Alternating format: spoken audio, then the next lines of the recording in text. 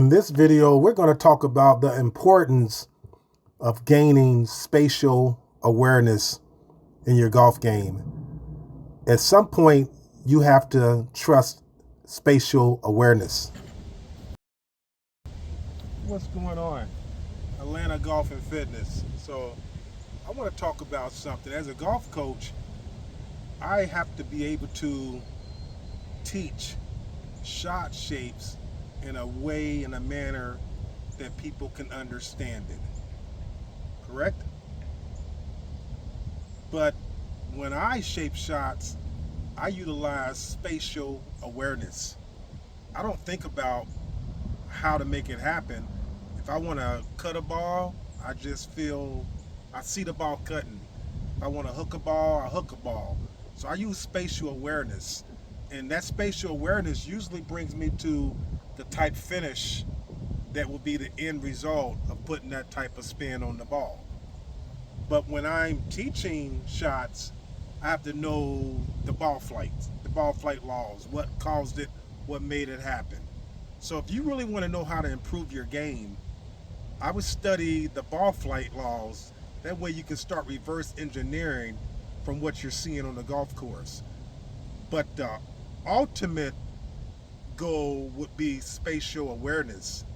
To be able to say, I'm just going to hook it, I'm going to cut it, I'm going to flight the ball down, I'm going to bring the ball up, and then just see that shot in your mind's eye and then make it happen.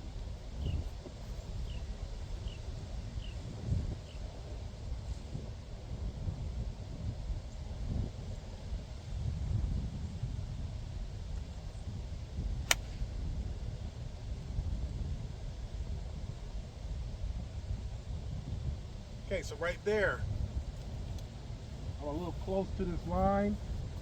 I want to take a cut shot up the tree line and bend it onto the green.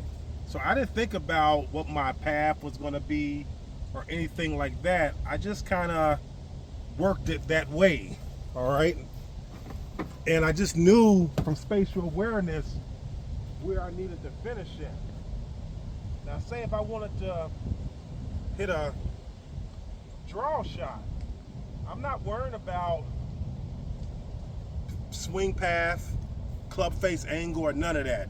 Because what I teach, to make it simplistic, I say, okay, you have your swing path and you have your target line. And whatever you want to do, if you want to draw it, swing in between there. Same thing, swing path, target line, swing in between there. As long as you're swinging in between the target line and the swing path, if you're getting that club head through that paradigm right there, you're going to be okay. You're going to really be okay. I like to say split the difference. So this time I'm going to hit a draw. I'm not worried about any of that. I'm just going to hook the ball onto the green. I'm going to use spatial awareness to make it happen.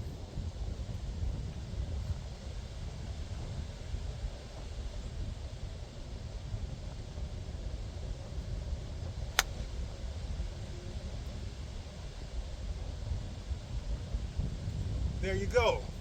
Like I said, the first thing you want to do is learn the ball flight laws so you can start reverse engineering back from what's happening with your ball flight. And then eventually you can gravitate to spatial awareness where you're just seeing the shot happen and you're just making sure that you're swinging in a manner that's going to present that type collision, that type of spin to the ball. Take care.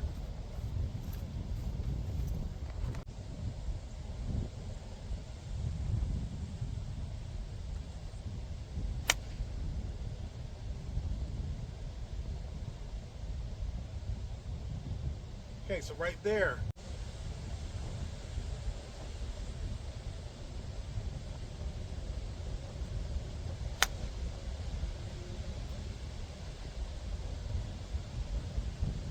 there you go.